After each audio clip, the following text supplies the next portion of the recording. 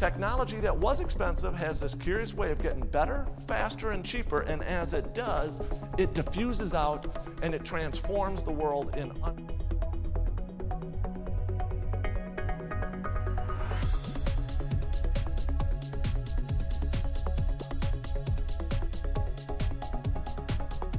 There's this other quote from Lao Tzu. He's an ancient Chinese philosopher, and he said, "To attain knowledge, add things every day. To attain wisdom, subtract things every day." And that's really going to feed into my discussion about unlearning. We heard earlier today that scientific, technical, medical knowledge is doubling every 7 years. So what that means in the future, we're going to know so much more. But what this also means is what we don't know yet is just as, if not more important than what we do know today. Because in this yet unknown knowledge is going to be extraordinary opportunity, but we have to begin opening our minds to seeing these things. Now here's a question I have for all of you. I want you to write down what two colors the yield sign are. If you said yellow and black, congratulations. But yellow and black was the correct answer up until 1971. The yield sign has, in fact, been red and white for close to 40 years. And now I know that some of you are going, no way, that is not right, that is not right. I'm here to tell you, and if you find a yellow and black yield sign, take a photo and email it to me. But here's my point. We've been driving by these red and white yield signs for close to 40 years. And yet, here's the metaphor. All of us learned information in high school, in driver's ed, in college, in law school. That was, in fact, true back then. But the world has changed, but we have not discarded that old information.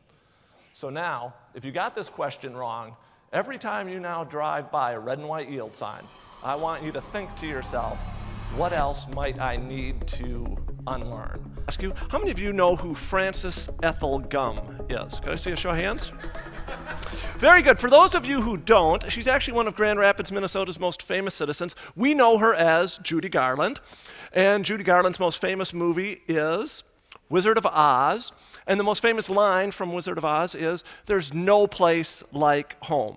And I think that that is so true. And I don't care if you're in Grand Rapids, Minnesota, Grand Rapids, Michigan, Grand Junction, Colorado, or the Grand Cayman Islands.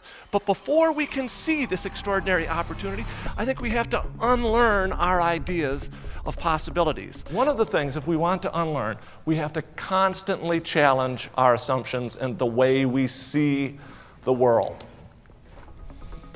I want all of you to think of a Roman numeral watch, okay? And so, tell me, what do you see when you see the numeral 1? What does it look like? Most people say it's a capital I. And the 2, 2 I's, and the 3, 3 I's, and the 4, an I and a V. Well, that's wrong. That is wrong. In fact, most Roman numeral watches don't have a 3 because it's the date, but the 4 is not an I and a V. It's 4 capital I's. And this is true on every Roman numeral watch. My message to you is it is time to unlearn, and the first thing we have to unlearn is we just have to start seeing all of the extraordinary opportunities that are directly in front of us. And let me just walk you through a couple. A couple years ago, Sony getting its butt handed to them by Xbox. And Sony said, well, we can't compete in the video game industry. They have cornered the niche market on young male teenagers. Well, finally, rather than saying, you know what, we don't have to compete in that area, technology has now allowed us to develop new tools.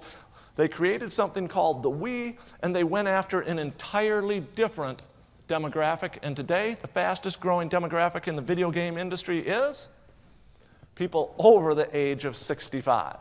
Very counterintuitive, but by taking a problem, they turned it into an opportunity. I want you to watch what I do, okay? So everyone put your hands out, clap your hands together, flip them over, okay? Everyone take your right hand up, put it up.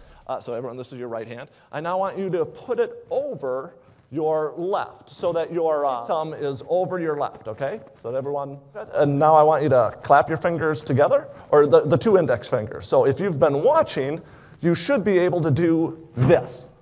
How many of you can do that? Of us, it's pointing the way forward, but we just aren't seeing it. And we have to start seeing it if we want to be prepared. And I'm going to take the economy first. So I have another little test for you. I want all of you to picture a lake that you're familiar with, okay? And it is the first day of September, and there is a single lily pad on that lake. It then doubles for 30 days, and at the end of the month, the entire lake is covered. So can everyone kind of picture that?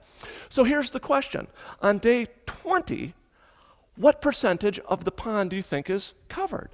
Well, the answer surprises a lot of people. It's 1/10 of 1%.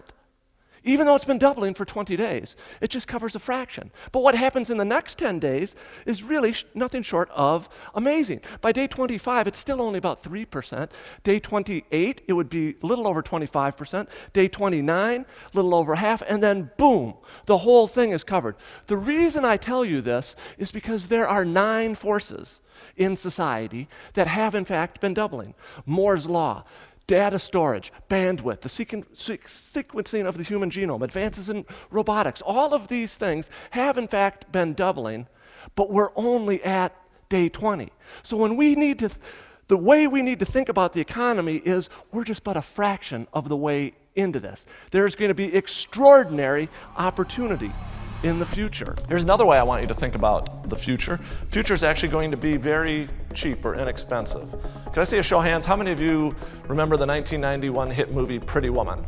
I see a show of hands. Most of you do.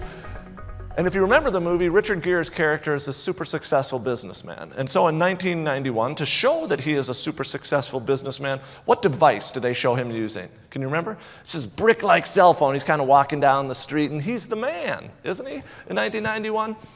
Well, he was, and that device cost $5,000 in 1991. Now, fast forward to today. This picture on your right is a sign of the times. It's an unemployment line out on Wall Street. But if you look closely, what does every unemployed person have? Well, it's a cell phone, but it's not just a cell phone, is it? You can also access the internet. You can store every song you ever purchased on it. You can social network. If you are so motivated, you can shoot, edit, and produce a movie on that device. So it is a demonstrably more powerful tool at a fraction of the cost. Here's how I want you to think about this, is that it has taken, it's been estimated, 100 million hours to create Wikipedia. That sounds like a lot of time, correct? Well, here's another way to think of it. 100 million hours is the amount of time Americans are going to spend watching television commercials this weekend. That is a little humbling. But Tom, you can't tell me, if we could just access citizens to help other citizens get engaged in democracy, can we do extraordinary things? Absolutely. So it doesn't require just reaching out to small subsets. We have to engage everyone just a little bit. It's a fundamentally different way of viewing the optical. With this famous optical illusion. Can I see a show of hands? How many of you see the picture of an old woman? How many of you see the profile of a younger woman? How many of you can see both? Okay. And if you can only see one or the other, you can train yourself to see both. But here's the metaphor I'm trying to make, is for years, all of us have thought of mentors as being older and more experienced. And that's entirely appropriate. And there will always be a role for that type of mentorship. But in this new environment, we're going to have to shift, and we're going to have to get reverse mentors, people who are younger and more inexperienced than us. Why? Because they view the world differently, they understand technology from a different experience, and they have skill sets that can help all of us survive in this future. I am absolutely convinced that if we can unlearn our ideas of what is possible, we can and will do impossible things in the future. Thank you very much, and that's my idea worth spreading.